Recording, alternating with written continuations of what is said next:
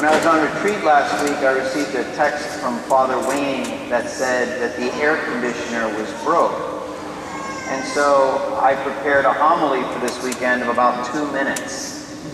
So you are in for a very rare treat this Sunday. When we talk about this gospel, it's been entitled sometimes the Good Samaritan. And that word at best is an oxymoron. It's really a paradox to most Jews. Good Samaritan doesn't make any sense. Now, to go back in a little history, what happened was the Jews were taken into exile.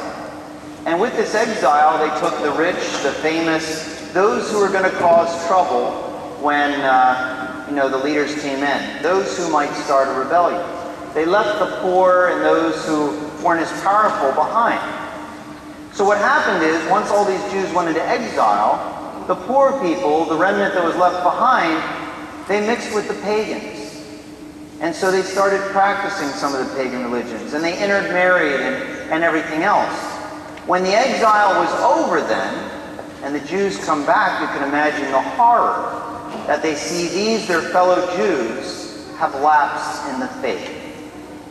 That they now are those who are practicing along with the pagans. They are now those who have gone away from the law. And so they take all those Jews, they round them up, and they send them into exile. Just as they themselves were exiled, now they send them. And they exile them to Samaria. And they come to be known as the Samaritans. So these Samaritans are the Jews that were not good enough, were not faithful enough. They are the ones that were exiled from the other group. So now let's put this into perspective. When Jesus is bringing out this Samaritan as the hero of the story, it's at best contradictory, at worst it's an insult to all these people who are faithful Jews and who are standing. Now oftentimes when we look at the story, we think about the Good Samaritan. He's the one who showed mercy and helped. But for the message this week, I'd like us to focus on the one who is helped. Can you imagine a good, faithful Jew who is laying down having been beaten and stripped and robbed, and now someone finally decides to help him, and it's his enemy? That there may have been some Jews in that congregation who would have said, well, I just would have died. Or I just would have told him not to help me at all and would have just been left to fate. Now, I'm thankful today that there's no one in this congregation who would ever be so stubborn as to say I'd be better off in the way that I am. But sometimes we can do that.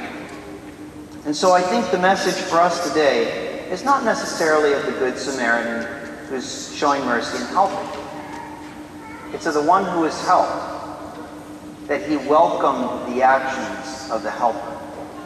Even though he didn't approve of who he was, even though they didn't believe what he believed, that he allowed the person to help him, even though it would mean that his friends might look at him differently, that his group might call him unclean or whatever else.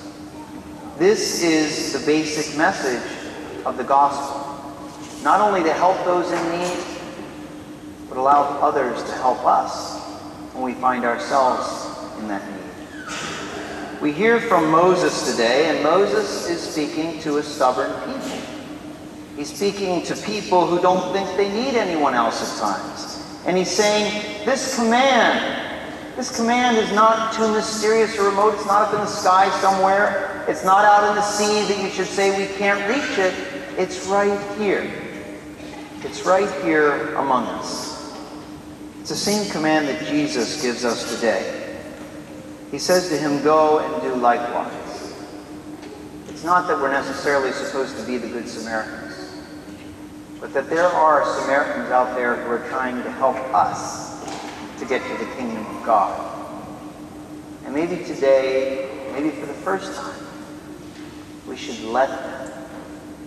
That Jesus says to us, this Jew who fell on the path, let his enemy save him.